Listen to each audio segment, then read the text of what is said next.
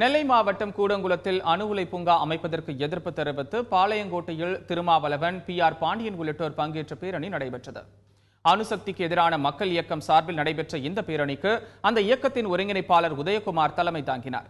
பேரணியில் தாமிரபரணி ஆற்றிலிருந்து குளிர்பான நிறுவனங்களுக்கு தண்ணீர் வழங்கக்கூடாது, அணுசக்திக்கு எதிராக போராடியவர்கள் மீது போடப்பட்ட வழக்குகளை திரும்பப் பெற வேண்டும் உள்ளிட்ட கோரிக்கைகள் வலியுறுத்தப்பட்டன.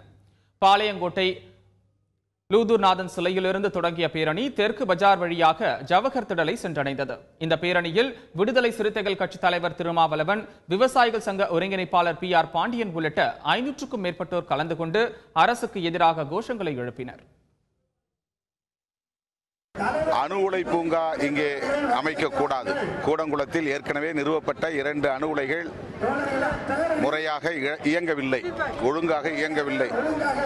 சொல்லப்போனால் இன்னும் சில மாதங்களில் அந்த 2 அணு உலைகளும் மூடப்படலாம் என்று வல்லுநர்கள் கூறுகின்றனர். இந்த நிலையில் 3வது அலகு, 4வது அலகு, 5வது அலகு என்று மேலும் 3 அணு உலைகளை திறப்பதற்கான முயற்சியில் மத்திய அரசு ஈடுபட்டு வருவது, அதற்கான முன்னேற்பாடுகளை செய்து வருவது அதிர்ச்சி அளிக்கிறது. இதனை முற்றிலும் மத்திய அரசு கைவிட வேண்டும்.